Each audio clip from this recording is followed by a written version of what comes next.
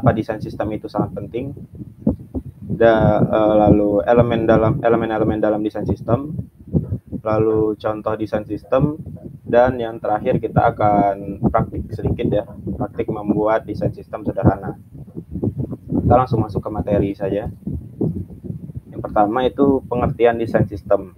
Jadi secara singkatnya ya, desain sistem itu ialah kumpulan elemen desain, pedoman, dan komponen yang digunakan untuk memastikan konsistensi visual serta pengalaman pengguna atau user experience dalam sebuah produk digital. Nah, jadi desain sistem itu mirip-mirip kayak buku panduan gitu atau manual guidebook lah.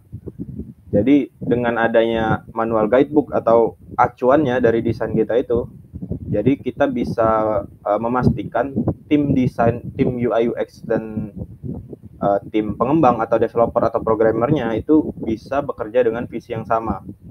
Itu. Jadi dengan desain sistem juga kita bisa menciptakan desain yang seragam gitu, pengalaman pengguna yang seragam di berbagai platform. Jadi elemen-elemen di dalam desain kita itu bakal seragam, nggak misalnya ada yang beda warna, nanti tiap misalnya di desktop, di mobile apps itu warnanya beda-beda, itu nggak bakal terjadi kalau kita pakai desain sistem. Dan dengan desain sistem juga kita bisa mempersingkat, mempercepat proses desain gitu, karena kita sudah ada acuan dan template-nya gitu dari desain sistem. Jadi ini juga bakal meminimalkan potensi kesalahan saat kita membuat sebuah produk digital atau desain kita tersendiri gitu. Nah, analogi sederhana itu sama kayak kalau kita bikin roti misalnya. Roti ini kan ada resepnya. Resepnya itu berisi ya misalnya di sini telur gitu, telurnya berapa butir gitu, lalu gulanya berapa gram, lalu misalnya garam, tepungnya lagi, butternya, susunya. Nah, sama kalau kita kaitkan dengan UI UX design itu sama aja, kita bikin resepnya terlebih dahulu sebelum mendesain tuh. Resepnya apa nih? Resepnya ya kayak ini, button gitu. Misalnya kita bikin sebuah komponen button. Button itu harus dibuat dulu dokumentasinya itu. Kalau button nih size-nya berapa pixel gitu, terus warnanya, terus mungkin nanti ada corner radius. Di contoh ini kan ada beberapa komponen ya, kayak ini red star gini, dia udah dibikin terlebih dahulu. Jadi karena kita seperti kita bikin roti tadi, kita dari resep ini bisa jadi roti yang benar gitu, karena kita membuat rotinya itu sesuai resep. Sama kayak desain ini, kalau udah ada acuannya, ini sumber acuannya, kita bisa buat desain yang baik yang pastinya. Jadi kalau sampai nggak ada desain sistem, sama aja kalian kalau masak nggak ada resepnya gitu. Nggak ada resep, jadi kayak nakar-nakar sendiri gitu. Nakar-nakar sendiri. Bisa bikin seblak misalnya, yang harusnya seblak tuh rasanya pedas gitu, karena kalian nggak ada resep, nakar-nakar seblak tuh manis jadi gitu. Sama aja kayak ini berarti. Sama kayak misalnya UI UX design, ya desainnya bakal kacau lah ini pas saat implementasi pembuatannya. Jadi itu analogi sederhananya. Lalu kita masuk ke mengapa desain sistem itu penting. Nah, yang pertama itu konsistensi. Jadi konsistensi di sini artinya memastikan pengalaman pengguna yang seragam di seluruh platform, baik itu web, mobile ataupun desktop. Nah, kita ada contoh di sini. Nah, kalau kita bandingkan dua bagian button ini, udah pasti yang paling enak dilihat yang ini kan. Kalau yang ini tuh warnanya udah beda-beda ini, terus teksnya nggak kebaca lagi. Nah, karena kita konsisten tadi, itu lebih rapi lihatnya, lebih enak gitu lihat. Sama aja selain button mungkin kita dari pewarnaan dari komponen-komponen yang lain, misalnya card mungkin atau navigation bar dan lain-lain gitu. Kita sama aja, kita harus konsisten gitu. Jangan ibaratkan yang satu bentuk kotak gitu, yang di webnya misalnya size-nya 100 pixel mungkin, atau bentuknya kotak gitu. Terus di mobile jadi lingkaran mungkin buttonnya. Itu nggak konsisten. Bakal mengganggu estetikanya lah dari desain kita. Lalu efisiensi waktu. Nah, efisiensi waktu di sini ialah mengurangi pekerjaan berulang dengan menggunakan komponen yang sudah dibuat. Nah, karena kita buat terlebih dahulu template-nya di desain sistem itu, jadi kita bisa langsung panggilin aset-aset yang udah tersedia di desain sistem kita. Jadi bayangin aja, misalnya kita, misalnya kalian ngedesain cuman 5 frame, misalnya 5 frame tuh dikit lah, masih kategori sangat sedikit deh. Kita bisa misalnya buat satu button lah, atau satu card, itu bisa per frame-nya itu misalnya kita harus menggunakan seluruh card itu. Jadi kita bisa copy pastein. Tapi bayangin misalnya frame yang dibuat itu udah puluhan gitu, 50 frame atau 35 frame gitu.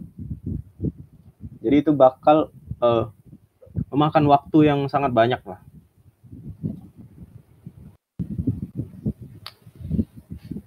Nah, dengan adanya desain sistem ini kita ya tinggal panggil aja. Kalau di coding itu mungkin kita pakai library gitu ya. Jadi tinggal panggil kelasnya aja, lalu muncul komponennya gitu.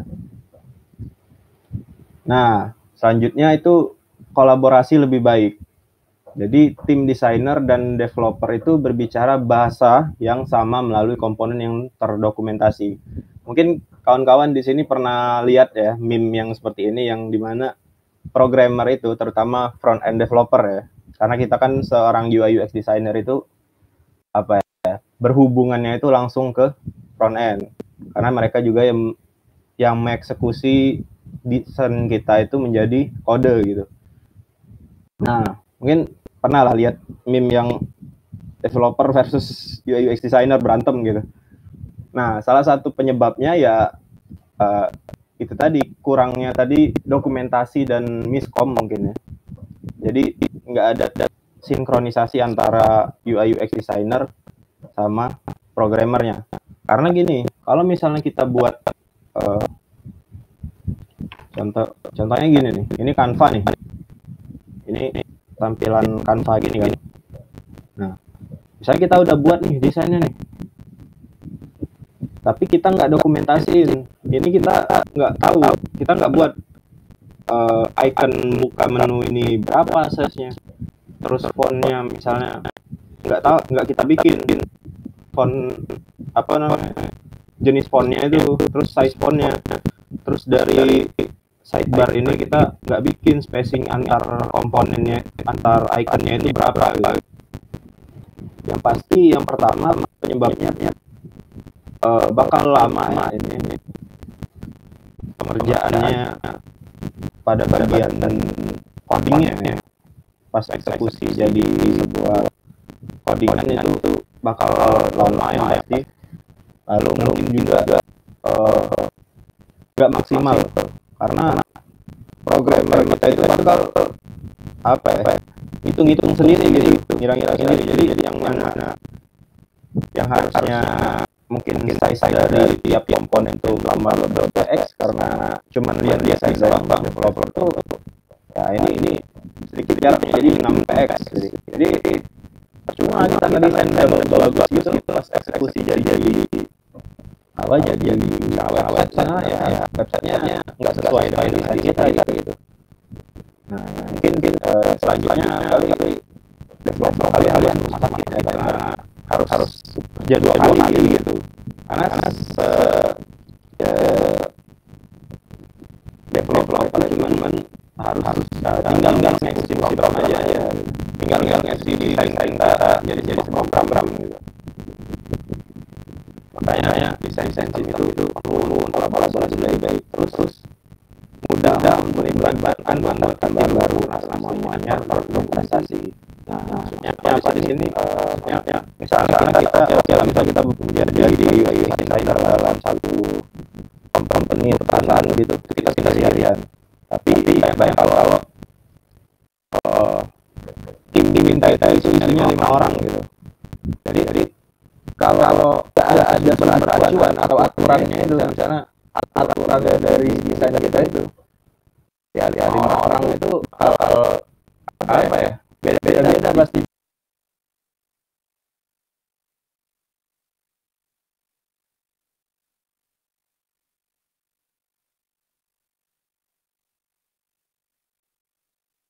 Daya desain sistem ini kita bisa membuat aturannya biar orang-orang lain yang ada di tim kita itu bekerjanya bisa selaras gitu.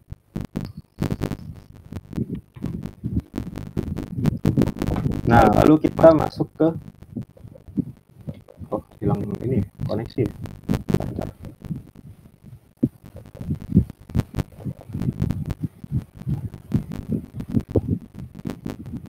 Oke.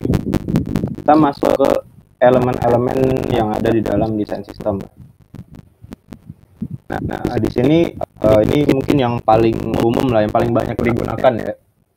Komponen UI itu sebenarnya banyak, tapi yang salah satu yang paling sering kita lihat itu button ya, tombol ya.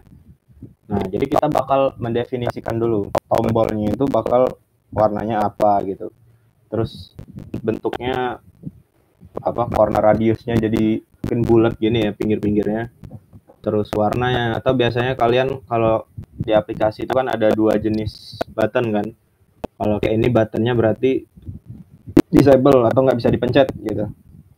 Terus yang sini ada ikonnya gitu, yang di dalamnya ada icon. Terus misalnya di sini yang varian ya buat secondary button, yang dimana dia kalau ini yang filled, yang ini unfilled ya, nggak ada isinya gitu. Nah, lalu mungkin tombol-tombol kecil-kecil gini kita harus definisikan terlebih dahulu di situ. Lalu kita buat button ini jenisnya apa, buat apa namanya, pas button itu nggak bisa dipencet, disable. Lalu atau misalnya apa ini, misalnya tambah nih kan biasanya menambah sesuatu kan, menambah sesuatu di aplikasi, misalnya menambah data atau gimana gitu. Nah, ini satu lagi mungkin cards ya, cards yang ya umum lah. Cards ini satu kotak yang berisi misalnya kayak card postingan di Instagram gitu, atau misalnya ini nih. Ini kita definisikan dulu. Kita buat template-nya dulu. Yang isinya mungkin kalau di sini kan ada satu gambar, lalu nama dari user tersebut, lalu keterangan dia follow by siapa kalau di Instagram ya, terus button gitu. Jadi kalau udah ada ininya, kita tinggal panggilin aja nih template-nya ini, template dari cards ini. Kita tinggal panggil. Nanti kita praktekin lah di Figma ya. Lalu typography gitu. Nah, typography di sini sudah pasti dia mengacunya pada teks ya, penulisan.